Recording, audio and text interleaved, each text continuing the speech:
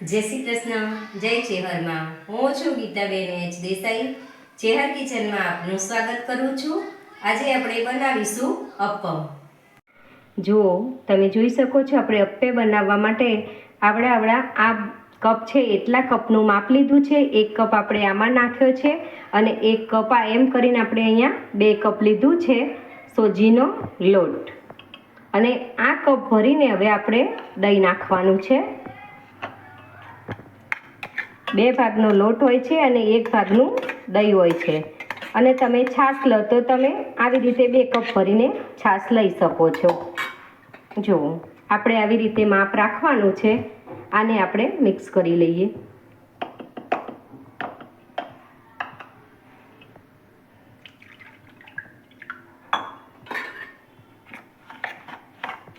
આને પહેલાં દહીં જોડે આપણે મિક્સ કરી લઈએ.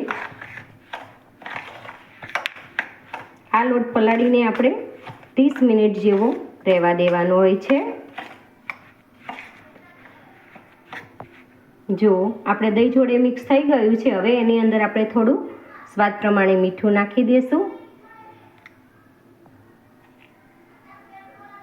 અને હવે આપણે એમાં જેટલું જોઈશે એટલું પાણી આપણે નાખીશું. આ દહીંના કપમાં જ આપણે અહીંયા પાણી લઈ લીધું છે.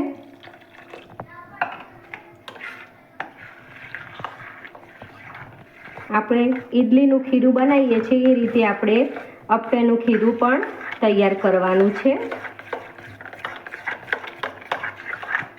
હજી આપણે આમાં પાણી થોડું જોઈશે.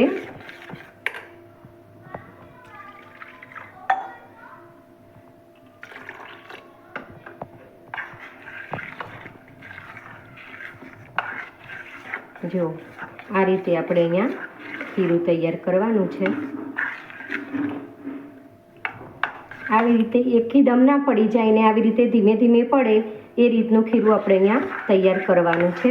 જો આપણું ખીરું અહીંયા પલળી ગયું છે. હવે આપણે આને 30 મિનિટ માટે ઢાંકીને રહેવા દઈશું. જો તમે જોઈ શકો છો આપણે અપ્પેનો વઘાર કરવા માટે અહીંયા ગાજર લીધું છે. 1 ગાજર આપણે અહીંયા છીણીને લીધું છે. 2 ઝીણી ડુંગળી લીધી છે અહીંયા સમારીને. અહીંયા આપણે વટાણા લીધા છે, ઝીણા સમારેલા મરચાં લીધા છે, કોથમીર અને આપણે અહીંયા તેલ. હવે આપણે વઘાર કરી લઈએ. જો તમે જોઈ શકો છો આપણે વઘાર કરવા માટે સૌથી પહેલાં આપણે તેલ લેશું. તેલ આપણે અહીંયા વધારે નથી લેવાનું. 2 થી 3 ચમચી જેટલું જ તેલ લેવાનું છે. આપણું તેલ અહીંયા ગરમ થઈ ગયું છે. સૌથી પહેલાં આપણે મરચાં એડ કરીશું.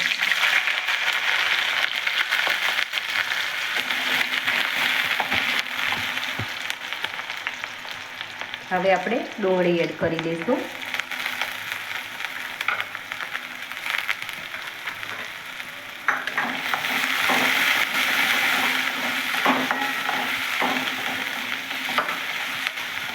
હવે આપણે વટાણા એડ કરીશું.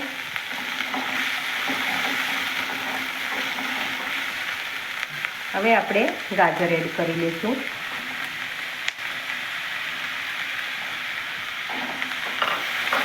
આ બધી જ વસ્તુને આપણે અહીંયા અધકચરી સાતડવાની છે. બહુ એકદમ ચડવા નથી દેવાની. આપણે અધકચરી થાય ત્યાં સુધી અને સાતડી લઈશું.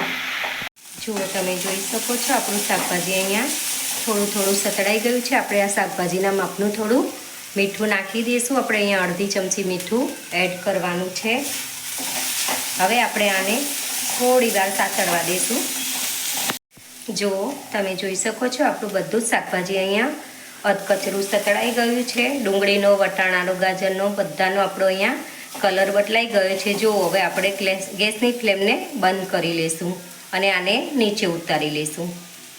જો આપણું બેટર અહીંયા રેડી થઈ ગયું છે. અહીંયા આપણે પલાળે 30 થી 40 મિનિટ અહીંયા કમ્પ્લીટ થઈ ગઈ છે.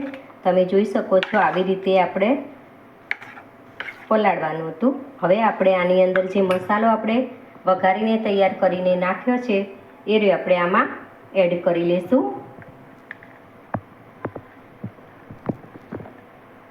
બધો જ મસાલો આપણે આમાં એડ કરી લેવાનો છે.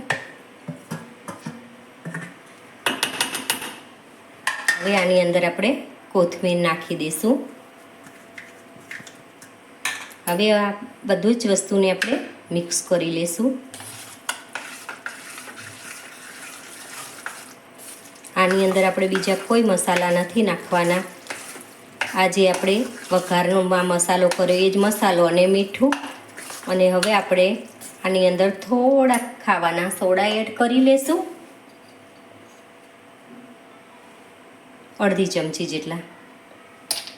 હવે આની અંદર આપણે એક સહેજ પાણી નાખી અને એને ઓગાળી લેશું.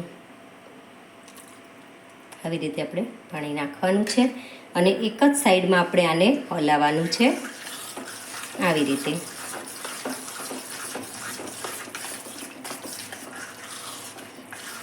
જો આપણે બેટર મસાલા સાથે કેવું મસ્ત લાગે છે, એનો કલર પણ સરસ લાગે છે.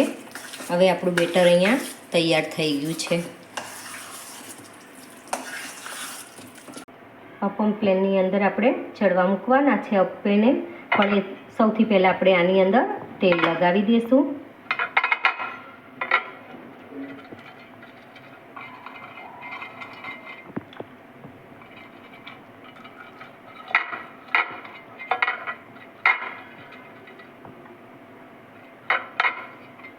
હવે આપણે આને ગરમ થવા મૂકી દઈશું. આ પેન 2 મિનિટ માટે ગરમ થાય એટલે આપણે એમાં અપ્પેનો જે મસાલો બેસન તૈયાર કર્યું છે એ આપણે એમાં થોડું થોડું નાખીએ. જો આપણે આને આવી રીતે ભરી લેવાનું છે.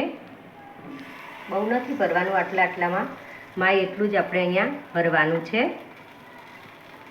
આવી રીતે જેટલું એટલું આવી રીતે બધામાં આપણે ભરી લઈશું.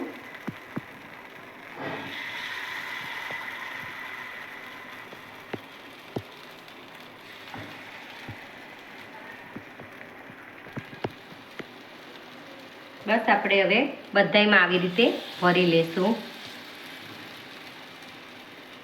જો તમે જોઈ શકો છો આપણે અપ્પે પેનની અંદર આપણે બધું જ બેટર સરસ રીતે એક એકમાં ભરી લીધું છે. હવે આપણે આને સ્લો ગેસે 6 થી 7 મિનિટ માટે એક સાઈડમાં ચડવા દઈશું. જો તમે જોઈ શકો છો જે આપણે એક સાઈડ ચડવા માટે મૂકી દીધું છે એ આપણે સરસ રીતે એક સાઈડ ચડી ગયું છે. તમે જોઈ શકો છો. આપણે હવે આને ઉલટાવી લઈશું. જો આપણી એક સાઈડ અહીંયા સરસ ક્રિસ્પી થઈ ગયું છે. જો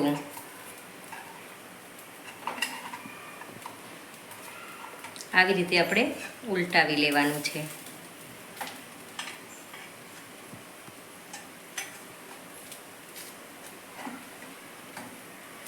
હવે આવી જ રીતે આપણે બધાને ઉલટાવી લઈશું.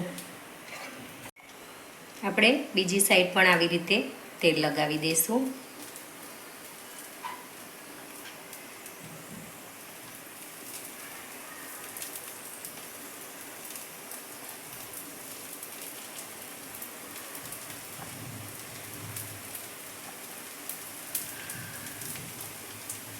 બધા અપ્પમમાં આવી રીતે આપણે તેલ લગાવી દઈએ.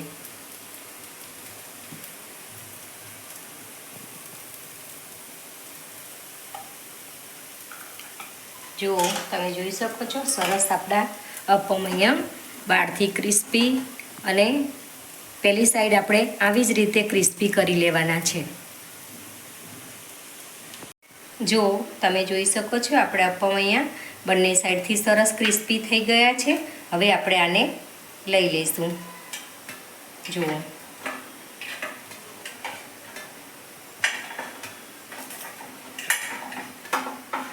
બધાને આપણે આવી રીતે લઈ લઈશું. જો તમે જોઈ શકો છો હવે આપણે અપ્પમને અહીંયા સર્વ કરી લઈશું. જો બહારથી ક્રિસ્પી અને અંદરથી એકદમ આવી રીતે સોફ્ટ થઈ જતા હોય છે. અહીંયા જાળીવાળા જોઈ શકો છો તમે. આવી રીતે આપણે અપ્પમ બધા જ બનાવી દીધા છે અને અહીંયા આપણે હવે સર્વ કરી લઈએ.